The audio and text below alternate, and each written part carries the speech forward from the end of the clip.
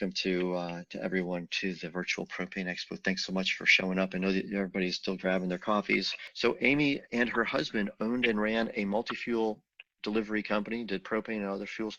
They ran that. She knows the insides and outs of the industry from a marketer perspective. She's degreed in business administration and a master's in leadership. So she understands how to lead a fuel company and how to work through a lot of the challenges we have as leaders of fuel companies. The floor is yours. Thanks so much. Awesome. Well, thanks for having me, Bill, and to the entire group for putting together the Virtual Propane Expo. I know from being in marketing that this is no small task, and I can't even imagine what it's like to try to pull it all together digitally. So thanks for having me. Well, I'm super excited to be here with you today. As Bill said, I've been in and around this industry for more than a decade. My husband and I ran and operated his own entity. Can't tell you what the gallonage was now, right? It's been a while. But he since sold. And so we've gone through the transition of owning and operating and managing teams all the way through to going through that acquisition process. And I'm excited to be here to talk about emotional intelligence. And I know firsthand in this industry, it's a topic that can be a little bit awkward and it can make us feel a little bit uncomfortable, because when we talk about emotional along with leading, it just doesn't seem to mix for us, especially for many of us who are in multi-generational families within the business. And the reason for that, quite honestly, is because we've got inherent leadership from the boomer generation that learned a pattern or a behavior of leadership that was akin to them when they were coming up and growing up through the ranks. We're seeing this paradigm shift that's taking place because we've got this other huge generation coming up called the millennials. I'm sure you've all heard of them. And there's been a lot of commentary out there for the last 5 or 6 years now about what we need to do to be better leaders, to lead the millennials, because this is what they want. But then you add to it all that's going on with COVID-19. Emotional intelligence has never been more important than when we're going through a pandemic or a lot of the unrest that we've got going on in the country right now. So we as leaders have to be more emotionally intelligent in managing our people. And quite honestly, it's going to help us set the barometer for where our organizations are going to go as we move forward. A couple of housekeeping items. We are here live at the Virtual Propane Expo. I am a remote worker. I have been remote working for a long time. My dog is at daycare, so she won't be barking in the background. But I do have a senior that just ungraduated from high school. And I say that because she didn't get her physical graduation ceremony. So she may come and go, and I apologize if that creates a distraction in advance. And I want to talk a little bit about my presentation style. I get that webinars can be boring and mundane, and we're doing these back-to-back by product of being virtual. I do wish that I could be on stage and with you all because I enjoy that audience interaction. But because you guys aren't here, I'm going to stand. I use my arms and my hands, and I look around the room. In addition to doing all of this, I'm also an adjunct professor for Franklin Pierce University, and one of the classes I teach is public speaking. So I believe that's important to try to get that connection with your audience. So we've got an enormous challenge here to talk about leading with emotional intelligence. So I want to go ahead and dig in and talk about what emotional intelligence actually is. Daniel Goleman is one of the industry experts in this area. He's written a number of books. He's got leadership development curriculum out there. He pioneered this area years ago, quite honestly. And I love these 4 buckets that he has that all complement each other in terms of what emotional intelligence is. For the purpose of today's presentation, because we have a limited amount of time together, I'm going to really focus in on self-awareness. And the reason I'm going to focus in on this area is because I firmly believe, as a leadership expert, that if you are not self-aware, you cannot lead with emotional intelligence. You have to really have a lot of self-awareness first. So we're going to dig into that pretty good. But what is it at a high level from Daniel Goleman's perspective? What he says is that self-awareness is our ability to recognize our own emotion. Sounds pretty simple. In reality, we get into the day-to-day management and the leading of our people, and we're not really aware of the emotion or the feeling that we're putting out there. So what this means is that we've got to have some realistic self-confidence, and we also have to have emotional insight into what's going on. And I'm going to walk us through some tools and some tips on how we can build our self-awareness skills, right?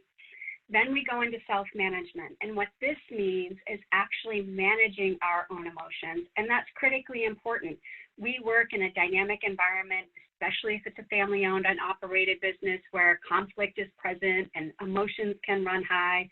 So managing our emotions is really, really important. What this means is being resilient. It means being calm under pressure.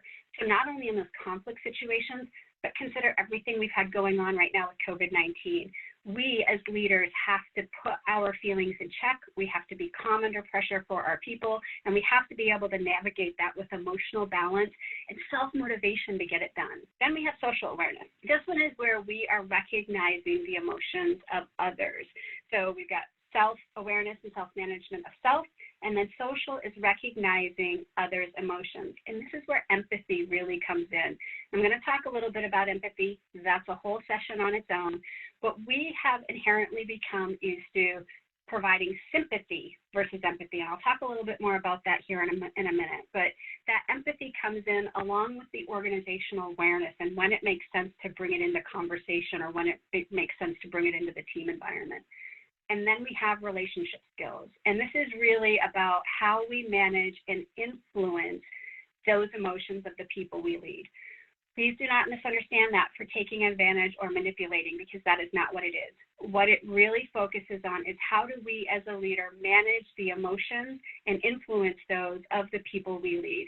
And what that means is having these compelling conversations and being a team player and encouraging that team player environment. The small story I have for you today is working with one of my clients.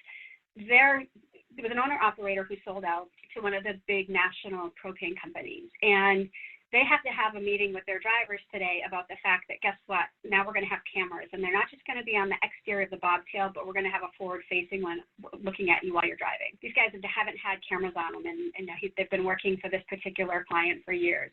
So this client was trying to figure out how to navigate that conversation. How do I do that? And a big part of that is managing the emotion, understanding what they might be feeling and being able to navigate that conversation. And part of that is the empathy. And I wanted to bring a video in. It's from Brené Brown. She's a doctor of psychology, and she's very well known in the leadership space for vulnerability and empathy. And she's worked at the highest levels of our United States military, as well as some major manufacturing organizations, some big companies. So when we think that emotional intelligence or vulnerability and empathy don't fit our industry, we really have to see the example that she's setting. But she's got this 3-minute video clip that talks about empathy. And I can send that to you if you want, but basically what it does is it breaks down the difference of us being empathetic versus sympathetic. And empathy, as she describes, creates connection between people, whereas sympathy creates disconnection. And an example of this could be something like, if I'm in conversation with you and I say, I'm so sad that my daughter didn't get the opportunity to receive her state and local recognitions for her scholarship awards and her athletic awards because of COVID-19. If we're in conversation and you responded to me and you said, well, at least she graduated top of class, the big red flag there might be that you started that phrase out with at least. Whenever we're in conversation with somebody, if we respond to them with an at least or something that silver linings the conversation, then we're being sympathetic. We're creating disconnection. We're not being empathetic to that cause. So I just wanted to mention that to you. So as we're talking to empathy in these areas, you are mindful. And these 4 buckets here from Daniel Goleman, these are ways that you can instantly start reframing your thought process in terms of what emotional intelligence is for you as a leader every single day. So understanding it's the first step. So let's take a look at the definition from what Merriam-Webster says in terms of self-awareness. So it says an awareness of one's own personality or individuality. Just like Daniel Goleman said, we're aware of our own emotion, but we're also in tune with who we are, taking time out to figure out what motivates us, what makes us happy, what makes us unhappy, what is it that we need to stay engaged. So self-awareness is a very, very big piece of all of this, like I said, and without it, I don't believe that we can be emotionally intelligent leaders. When we're self-aware, we're a lot more successful, not only but at home, but at work. We're just happier, we're healthier, we're more involved, we're more engaged. So I'm going to walk through some tools and how we can get there. But before I do that, self-awareness, the big trick to getting here is putting the mirror up and being honest with yourself and making sure you're holding yourself accountable for your actions, being responsible for yourself, whether good or bad. But it's also taking you out of that judgmental zone. So it's working really hard to be non-judgmental of yourself and others. That's tough, right? Because we're in an environment, we're a judgmental society. But self-awareness, one of those big things is trying to remove that judgment. So how do you start building your self-awareness? All right, we're going to dig into this a little here. So in the session outline, I had put, being you and not your predecessor.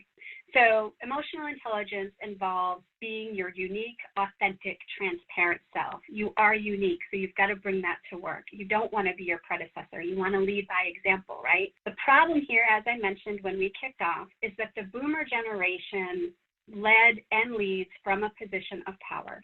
And what this means to us is, because I'm in this role, I am going to lead you, versus the thinking of, I am going to be a leader regardless of my role. So take a minute to really let that sink in. The boomers are position of power. They lead because of the role they're in, versus those of us that are leaders regardless of our role. And that's where emotional intelligence comes in, and authenticity builds that credibility. So you becoming your more authentic self through the process of practicing self-awareness is critical. And of course, being mindful of others' emotions and practicing all those things we talked about from Daniel Goleman. I know it's not easy. We've got these learned behaviors that over time we've created. I like to also talk about these tapes that we have in our head that tell us what's right and wrong, when actually it's just white noise that's trying to cut us down. But really, we need to lead by example and learn how to change this pattern of behavior that we've been taught by our predecessors, so that we can be a better leader for our people. And it's going to be critical as the next generation's coming up and moving into management roles. And if you're a multi-generational owner, operator, or family business, this is even more critical, because your third or fourth generation that might be in there isn't going to lead the same way as you if you're a boomer. So it's really important to understand that. So where do we start, right? Well, I'm a big fan of learning and self-development. I mentioned I'm also an adjunct professor in leadership and communications and all of that. So I seek out ways every year to try to develop my skills in self-awareness and my skills in being emotionally intelligent, because it's not a one and done. And you'll hear me talk a little bit more on that later. And just recently, I ran across this quiz online from Berkeley, and it's a very simple quiz. It's maybe 9 or 10 questions long. And it takes you through the process of gauging your happiness, your well-being, your self-awareness. And then it sends you a detailed outline of what your responses are and what your score is. It's a really cool thing to start with, especially if you don't know where you are in your self-awareness or your well-being. And as we go through some of the tools I'm going to give you to practice self-awareness and being more emotionally intelligent, then I encourage you to set a time frame for yourself over the next 2 or 4 or 6 weeks to retake this test. Once you've been practicing some of the things I'm going to give you, take some time aside to actually retake this test and see if your numbers have actually changed. Another great one that I want to bring to the forefront here is a course that I found earlier this year. I think I found it on LinkedIn, I can't remember, but it kept coming up, and I finally looked at it, and it's from Yale, and it's called The Science of Wellbeing.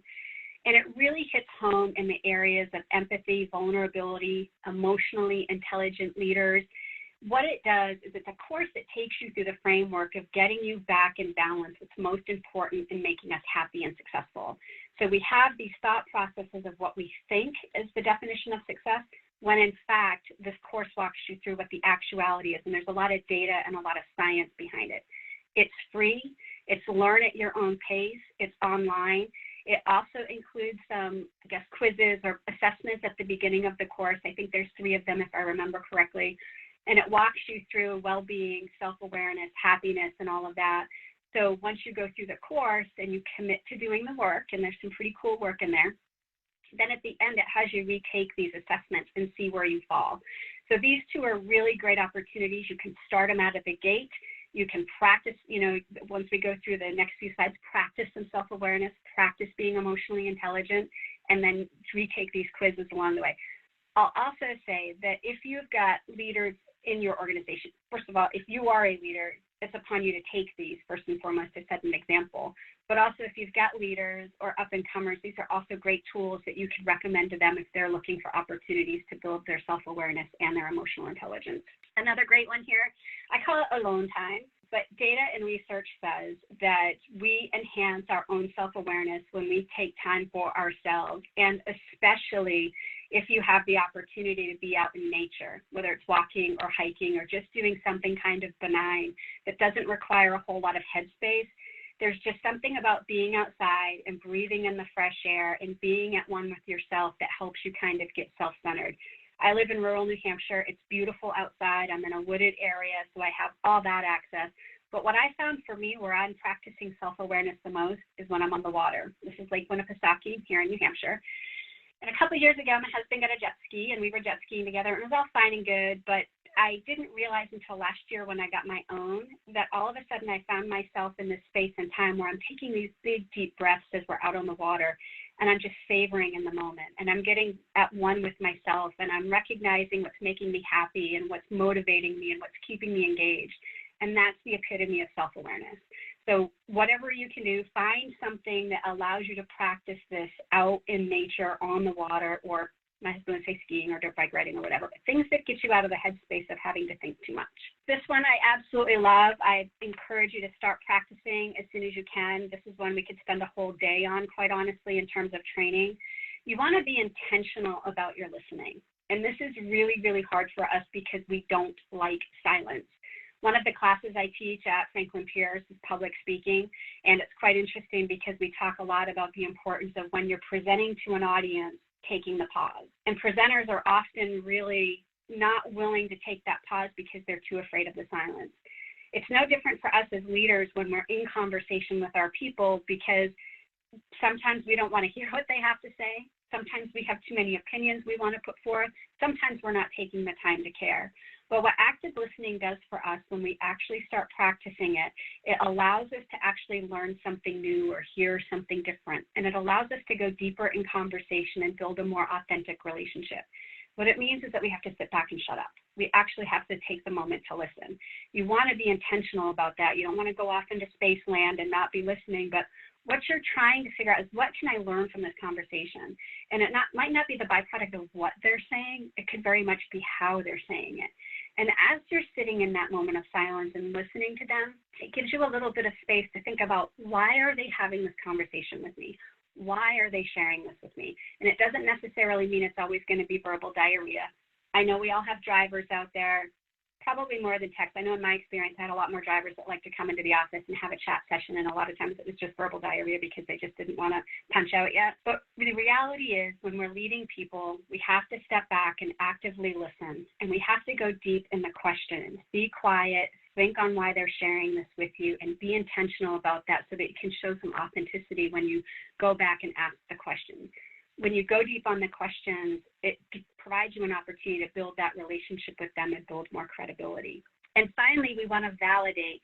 Again, I know that emotions and feelings in work, it's icky, sticky, and it's super uncomfortable, but we have to validate if somebody's feeling a certain way. Don't be an ostrich. Don't bury your head in the sand. I know it's tough, but this is one of these critical areas that we've got to learn to really make sure that our people know that we're hearing them. So you have to validate. You don't have to agree, but you have to validate what you're hearing. And if you remember going through the Daniel Goleman exercise, that's recognizing someone else's emotions. And then I'm going to take you through a tool from Mark Brackett, who's the founder for the Center of Emotional Intelligence at Yale, on how you can actually do this. But you got to be intentional about going deeper, and validation is one of those ways of doing it. So when you practice these three things, this makes us better leaders, right? But how do you actually start working on it? So I just mentioned Mark Brackett, the founder of Yale University's Center for Emotional Intelligence. He's got this great acronym here. It's RULER. And I think it's one, if you don't have a pen, take it out or shoot me an email, and I can get you more information on this. I can get you the article. But it's a great thing that you can start using today.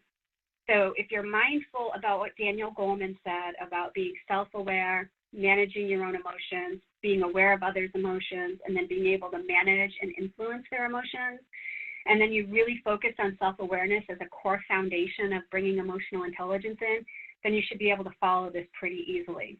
So the very first thing is recognizing, just like Goleman says, that you're recognizing that there is an emotion at play, whether it's your own self or someone else. You're not ignoring it. Then you're understanding it. And this is where we talk about the validation piece of it. It's like, why are we or why are they feeling that way? And that's where you get into asking those specific questions so you can truly get an understanding. Then you want to label it. And labeling it is probably one of the most important things because you want to get past I'm feeling good or I'm feeling bad or it's okay or it's fine. This is where you go deeper. You put an actual label on the emotion so that you can work through it. And leading people, a lot of times this is an area of conflict or uncomfortableness, but it's incredibly important that we start practicing it. Then it's expressing it, and this is where we're taking ourselves out of that judgmental zone, right? So it's giving the safe space for ourselves, if it's us that from the self-awareness perspective, or if it's from the other person. You've got to give that space and time for them to be able to express those emotions. And then it's regulating. And this is the coping mechanism. And this is what's really important when we talk about the self-awareness area, right? So all of that said, I've given you the what it is. I've given you how you can practice it. I've given you the way you can go out and start doing it. But the goal here, right, is for us to be great leaders and to set an example for how we want others to lead. You know, we want to create great leaders too, right? So what we need to do is set the tone. We're setting the tone from the top as the leaders in our organization. If you're an organizational leader or an owner-operator, there's a few ways that I'm going to recommend that you actually do this. The first is investing in leadership development. And that means investing in training and curriculum and coaching if you have to, that really focuses on how to get deeper with being emotionally intelligent for your people and for your organization. It's investing in soft skills. It's the same thing. It's the training aspect of it. And the soft skills, if you are a leader that wants to be more intelligent, emotionally intelligent, and you don't think you have the soft skills, or you've been told you don't, or you've got leaders who don't have soft skills, then that's where you've got to start. Because if you don't, then you can't really work on the leadership development side of it. And the soft skills that I'm talking about here specifically have to do from the management perspective. So one big one that comes to mind is navigating conversations of conflict. So that's a soft skill that you'd want to work on to make sure that your people can then work into being more emotionally intelligent. It's investing in the culture throughout. So from the HR department to the owner-operators, the organizational leaders, it's looking at a way to say, okay, we're going to invest in this leadership development and the soft skills development, but it has to be a part of our culture. So it's not a one and done. It's got to be something that's ongoing. So as we know, the boomer generation leads in a different way than the millennial generation wants to be led. That's a change in leadership. It's nothing that's been done wrong. It's just a change that's happened over time. So that means you have to continue to bring learning and development into your organization so that your people can be successful and so that you can actually sustain through the generations, right? I'm not saying that you go out and you hire a fancy trainer. If there's one thing I know about the retail propane industry is that we're very unique. Yes, we can come in and our trainers can come in and teach us the basic principles of any given topic. But what I have found is that there's a lack of translation and a lack, I think, emphasis when it comes to the fact that people come in, they don't really know the unique dynamics of our business. So with that, I say lean on your associations, lean on your expos like this, lean on those areas that are bringing experts in your industry together with the knowledge base or the subject matter expertise that you need, like the Propane Gas Association. That's a National Propane Gas Association is a great one. We've got PGAIN here in New England that I know a lot of our people lean on. So reach out to your association. If they don't have the curriculum, ask them for that. Help them figure out what your people need and what you need to be better at leading your people. So what we're trying to do is set everybody up for success, right? So when we do all this, what's it look like? Well, I promise you have stronger and more productive teamwork. We have a healthier and more engaged working environment. We bring a lot more compassion into the office. And one of the unique aspects of us is that oftentimes, again, we've got the multi-generation families that are all working together. But I also find a lot that even if it's not a multi-generational family, you've got a team of people that work together a good portion of the day, and it's like their families blend from at work to home. And a lot of times we're doing stuff with our coworkers outside of work, and that's unique for us.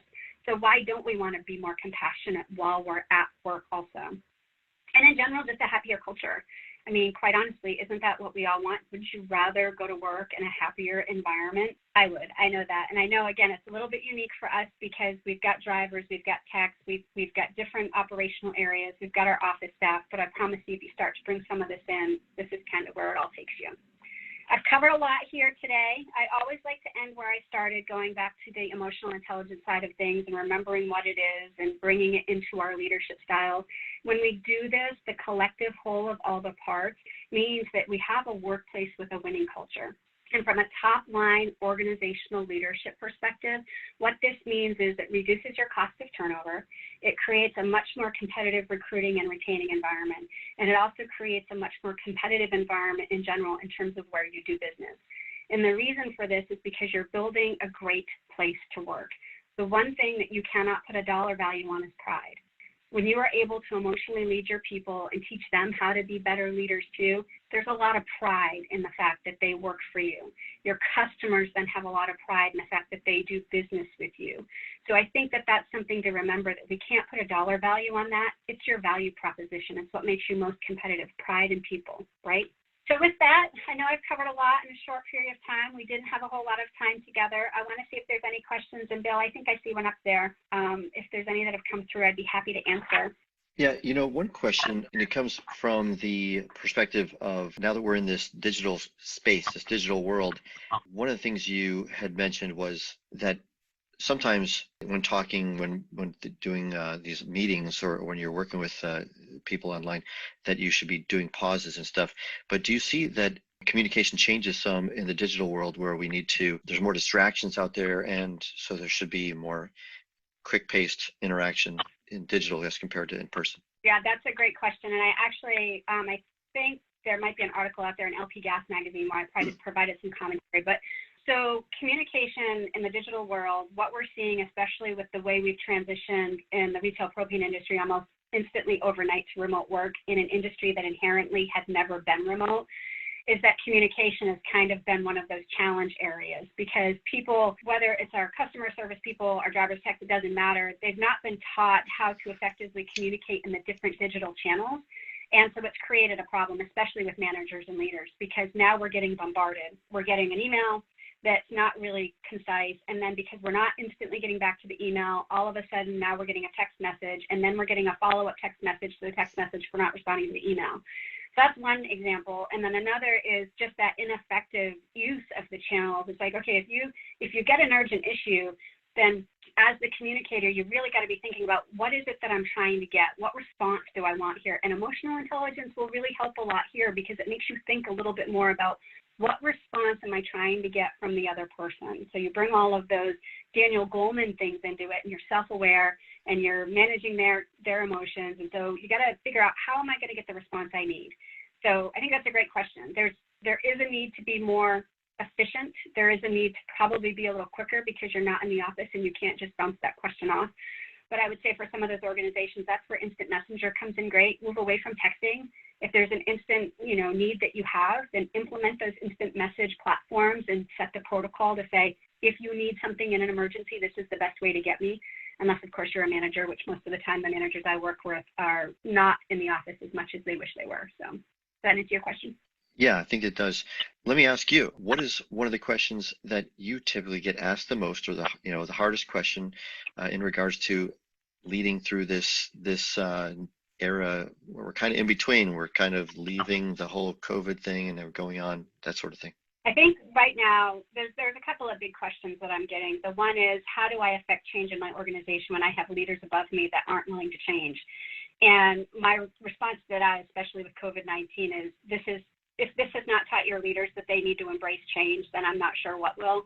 So I think in those environments, it starts with us individually. And I hate to say this, but if you're not in the leadership role, you've probably got to manage up. You've probably got to lead up. I will emphasize that by saying, and I'm sorry to any owner-operators out there or organizational leaders, but if you're an employee, you're pretty special and you're a commodity right now. You're hard to come by. So it doesn't mean to take advantage, but it means develop your skills, go out and own your role, and figure out how to be more effective in your communications and how to be more emotionally intelligent. And I said it earlier, be a leader regardless of your role and manage up. Be something that affects change in your culture, in your environment. So I think that's the first thing. Another big thing that I think we hear a lot right now from a leadership side is, how do I keep my people motivated, engaged? They might not have been that motivated before COVID-19, and then COVID-19 hit, and now they're less motivated. And like I said, our employees are pretty special right now. They're hard to come by. But if I'm an owner-operator or a leader in an organization, then I'm saying you might have to cut bait, because if they weren't motivated then and they're using CV-19 right now to be unmotivated even more, you're wasting money. So I think all employees are valuable until the point that they are not valuable to themselves. Okay, and from what you're seeing out there in the marketplace, as you're talking to different companies, are you seeing that this is an opportunity to be hiring on new talent, or is it not? Oh, that's a great question, Bill. So specifically related to COVID-19 and remote work, leaders and organizations need to be looking at this as an opportunity to be much more competitive in their recruiting efforts. There's a huge opportunity for you. So if you're an organization that is going to commit to staying with remote work, your talent pool just got a whole lot bigger. There are a lot of people out there that love working from home. I'm in rural New Hampshire, so the locations that we have, our people will stay remote. We don't have to hire in rural New Hampshire anymore, which means we're not having to have somebody commute 30 to 45 minutes in, especially in the middle of winter in our busy season. So I think it has completely changed the dynamic of how you can recruit people in. I think also it's just changing the way we do business in general in terms of the flex schedules. So in our industry, we've had the seasonality of the drivers. So, you have drivers that come, you have seasonal drivers that come and then they go.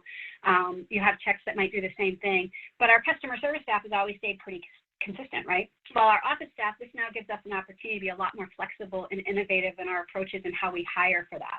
You might not want to have FTEs for each one of these roles, so now you can look at flex schedules or staggered schedules, or maybe you've got a mom that has her kids home for the summer right now and really we're slower. Is there an opportunity to maybe lessen her hours? So I think it's providing HR and owner operators an opportunity to really innovate in terms of how they look at their recruiting practices and how they're looking at their scheduling for their traditional office roles. Okay, great. Here's another question for you. There's a lot of different online meeting platforms. And the question is, what is your favorite? There's GoToMeeting, there's Zoom, there's Join.me, there's a lot. And you've probably been on a few different ones. Which one do you like the most and why? I've used them all. So I like GoToWebinar the best for just your traditional webinar where there's no collaboration or engagement needs, just because that's truly what it is as a webinar platform, or GoToMeeting. I love Zoom from the perspective that you can collaborate, you can have breakout training rooms. So Zoom, and you can have a lot more people engaged at the same time. So I think Zoom from a team and collaboration standpoint is one of my favorites. Join Me is about the same. I haven't used that one as much as Zoom, but they're the same. They've got more of a collaboration space. And I know that Microsoft has Teams. I've not used that one as much. I used Skype for Business back in the day. I think they're kind of similar, but for organizations that are big Microsoft heavy ones, and that's for the bigger guys out there, Teams would probably be something you'd consider. But for collaboration and leadership and team building and training, Zoom's probably my go-to. Okay, great. Here's one. In regards to, did you mention a video by Daniel Goldman? And would you be able to share the link to that? I think you might have mentioned a video. Yeah, there's several videos he's got out there, and he's got a full website dedicated to it. So what I can do, Bill, is after the webinar, I'll pull those links together and I'll send them to you. Okay, great. And I'll just put that into your description and stuff. So I'll just go ahead and show you how you can get in touch with Aimee. And so if you go over here to exhibitors, get the drop down, go to all exhibitors, and just start typing any degree days. So it brings up, it automatically finds and searches Degree Day Consulting right here. Click on that or the number, and you'll get right over to Aimee's Expo booth. And so you can get in touch with her for any other questions. She has a great video where she explains a little bit more about what she does. And we caught you just the right moment. Most of them, we try to do that to make it more interesting, right? So Degree Day Consulting, learn more, and you can connect right in. So that's a quick and easy, all right? So to connect with Aimee, the fastest way is right there, although Aimee might have put some information up on the screen too, just one more way in case you didn't jot it down. And what the other thing is that we will put over here underneath past presenters, Aimee's name, company name, all that will be moved over to past presenters as of tomorrow. And our goal is to, when you get me that information, Aimee, I'll put it over here so that people can connect over here with you and also get the information about that other video, okay? Perfect. Sounds great. All right, great. Well, I appreciate it. Thanks for having me here at the Virtual Propane Expo. I'm so excited to see the work that you guys are doing. We're such a unique industry in that we all come together and help each other out. So I'm so grateful that you guys have this platform and are putting some great content out there for everybody. Yeah, thanks so much for being here. Thanks for being in this. Now, for everyone that is on this, just a quick, look at the presenters for today. Next up, just so you know, next up is going to be at noon, right? It's going to be Energy Engine, and this is going to be a spotlight interview. It's going to be interesting because Mark Stillman and John Vrabel will be on the call, and unbeknownst to some of us, they've been doing the behind the scenes kind of trying to take us, Amazon took the book world and the Sears and Kmart sort of world and brought it all online to a virtual world. They've been doing this sort of thing, that something similar for the fuels industry for decades, and have built entire companies in that model and then sold them off. So we're going to hear some of the backstory there, and also how it relates to what they're seeing as the big opportunities now. That'll be interesting. After that is the Federal Motor Carrier Safety Administration regulator update. So from the horse's mouth, Paul Baumgartner himself, he's the Chief Hazardous Materials Division. So he's going to be sharing some of the new changes and updates. So you'll hear it directly from him without any filters. And also NFPA, we all live and breathe by some of these regulations and codes. So from NFPA's mouth, we're going to hear some of the latest going on there. After that, a spotlight interview with the owner and founder of the Transportation Compliance Insider Tips. So they've been helping companies for 30 years with the whole compliance aspect of our industry, and they've seen some sticky things that they've been able to get people through and out and around. This will be worth your money, worth your time to check into that. And lastly, if you've ever wondered, Aimee, I don't know if you remember, but I remember back in a day when we had blackberries and they were called crackberries, and everyone was addicted to them, right? And it was like the thing, you had to have something like that, I guess. But all the engineers, once Apple and Android took over the world, what happened to all those engineers? Well, a lot of them went over to this, and this is kind of something new that they've developed it's surprising, it's different, and it's a whole lot more powerful than I think a lot of us might realize. So there's a lot going on with this whole AccuGPS concept and the whole GPS world, and all the different features and functions and tools they built in and around it, because we're kind of moving to this world of Internet of Things, like you mentioned, Aimee, with this forward-facing cameras and back-facing cameras. Well, that plus GPS plus a bunch of other tools, we're moving into a new world where we can optimize technology to help our companies. So they're going to be talking about that. So it's just a quick recap. Aimee, thanks again for you and what you're doing for our industry. And so I think we covered how we can reach you afterwards. And thanks so much for being here. Hope to have you back again soon, okay? I'd love to come back. Thanks for having me. Yeah, thanks a lot. Take care. Thanks, everybody. Bye-bye now.